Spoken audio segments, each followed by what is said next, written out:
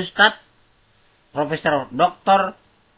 Menahem Ali berkata, Alif lam lam ha itu juga sebetulnya bukan berasal dari bahasa Arab. Itu dari bahasa yang kita tidak tahu tapi kemudian diarabkan.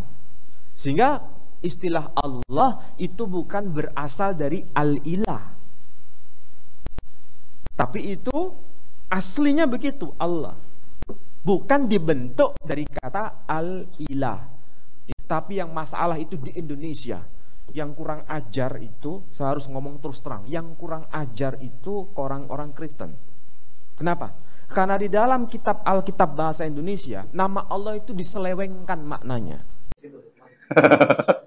Orang non-muslim dilarang pakai nama itu. Sebab nama ini sudah dinista di Indonesia. Di Malaysia sudah terjadi. Dan sudah diketok palu. Kapan di Indonesia? Belum tahu.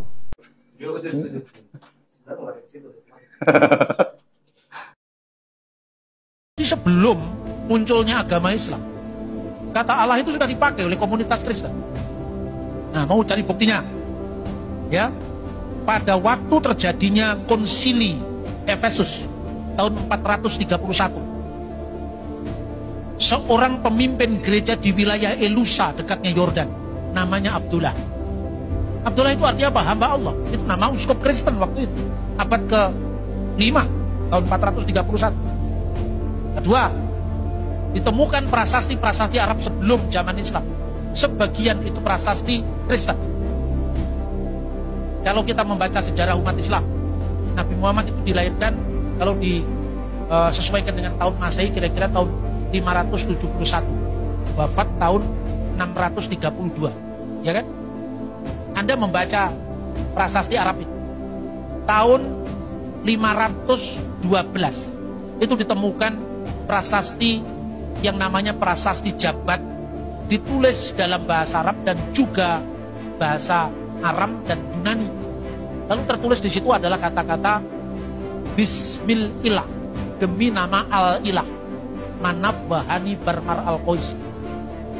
Ya, itu prasasti Jabat. Lalu prasasti Umul Jimal kedua temukan di Yordan, itu pertengahan abad ke-6, di mana ada kata Allahu Ghafara li Ulai, Allah mengasihi keluarga Ulai, katib Ubaidah, penulis dari Ubaidah, sekretaris dari Ubaidah. Itu sudah tertulis sebelum zaman Islam. Kedua, secara bahasa Arab itu serumpun dengan bahasa Ibrani dan bahasa Aramaik. Sebagai bahasa serumpun, Elohim, Eloah, kemudian menjadi ilah, al-ilah, Allah. Itu gejala bahasa. Kenapa harus dipersoalkan hanya gara-gara istilah itu muncul pada agama Islam? Kita tidak tergantung dengan Islam. Karena bahasa ya bahasa, bukan agama. Sama dengan kalau kita di Indonesia ngomong haleluya. Kan semuanya Kristen, karena di sini minoritas Yahudi. Kalau Anda pergi ke Israel, haleluya itu ya Yahudi ya Kristen. Gitu? Kalau kita ngomong ke Timur Tengah, alhamdulillah itu tergantung yang ngomong siapa. Kalau alhamdulillah itu muncul dari kubah bersalib, itu Kristen. Doa di gereja Ortodoks Syria itu, ya doa sebelum perjamuan suci. Alhamdulillahi ala khairatihi, alhamdulillahi ala barokatihi, alhamdulillahi ala afdalihi. Segala puji bagi Allah karena kebaikannya, segala puji bagi Allah karena berkatnya. Itu pada saat mau perjamuan suci Tanawal. Dan gereja Syria itu sudah muncul di abad pertama Masehi, waktu pencurahan Roh Kudus tahun 33. Makanya kalau Anda baca di Alkitab Kisah Para Rasul, coba cari orang Melayu kan nggak ada, orang Jawa, orang Batak kan nggak ada. Tapi Anda lihat pendatang dari Roma dan Arab, Arab sudah ada di situ. Jadi Arab itu jangan diidentikan dengan agama tertentu, gitu loh. Jadi bukan karena aja di bahasa Indonesia, itu bahasa Arab juga ada.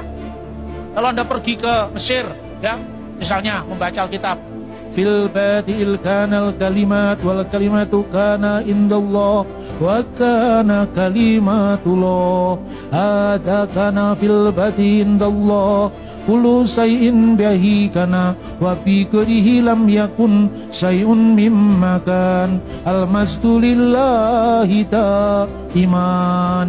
Ini Yohanes 1:1-3. Coba di situ ada kata Allah, ada fil badil kanal kalimah wal kalimatu kana indallah wa kana kalimatullah. Ini kalau baca Injil di gereja Koptik, di gereja Syria, itu terakhirnya kan al-masdu lillahi iman. segala kemuliaan bagi Allah senantiasa. Loh, ini saya ngomong begini bukan karangan saya. Anda cari YouTube aja ketemu yang tulisan Reciting the Bible in Arabic, Orthodox Church, muncul di situ. Bukan karangan saya. Kok mirip Pak? Budayanya sama kok. Soal budaya misalnya, kalau di Indonesia orang ngaji itu kan orang Islam. Coba Anda pergi ke Israel. Shema Israel, Adonai Elohenu, Adonai Echad. Ulangan pasal 6 ayat 4. Kemudian orang Kristen membawa kitab yang sama itu, budayanya dibawa ke Mesir, ke Syria, ke Yunani. Nah, kemudian ada istilah Yunani Kyrie eleison. Kyrie eleison itu Tuhan kasihanilah. Kyrie eleison, Kyrie eleison, ya Roburkam. Ya Roburkamnya bahasa Arab. Kyrie eleison, Kyrie eleison, irhamni ya Allah. Ini gereja, irhamni ya Allah, itu gereja. Di Indonesia, karena yang bahasa Arab hanya orang Islam. Orang Islam yang bahasa Arab pun tidak berbicara dalam bahasa Arab. Akibatnya bahasa Arab khusus jadi bahasa agama gitu loh. Kalau di Timur Tengah kan enggak. Anda ketemu di airport, ketemu di mana, di gereja. Yang ngomong, bagaimana kabarmu? Kaifalak? Alhamdulillah, kulu tamam. Ya gitu, orang Arab. Ya, kapan kita ketemu ya? Insya Allah bukra, katanya. Insya Allah besok. Jam berapa? Gitu. Di Israel sekarang, Quran itu kan diterjemahkan dalam bahasa Ibrani. Karena ada komunitas muslim di Israel. Jadi kata Allah itu tidak bisa identik dengan agama tertentu. Ya kata-kata misalnya dalam prasasti Umul Jimal itu, Allahu ghafarali ulai, katib ubaidah. Allah mengasihi keluarga ulai, lalu ada tanda salibnya di prasasti Jabat. Bismillah manaf wahani mar al-Qais. Manaf dan Hani, anaknya mar al-Qais. Perhatikan, anak di sini masih gunakan kata-kata bar, bukan bin. Artinya bahasa Arab yang dipakai di prasasti ini masih terpengaruh bahasa Aramaik. Nama-namanya masih nama-nama Yunani. Sekalipun ada nama Arab, Manaf, Hani, nama Arab. Tapi Mar al-Qais nama Arab. Tapi Sergius nama Yunani. Jadi semua itu jangan hanya melihat sejarah Indonesia. Dari Alkitab Indonesia pergi ke Libanon sana. Pergi ke Yordan, pergi ke Syria. Di sana kan Kristennya juga berbahasa Arab. Dan tidak pernah ada orang Arab Islam melarang orang Kristen. Karena mereka tahu, mereka sejarahnya setelah Kristen.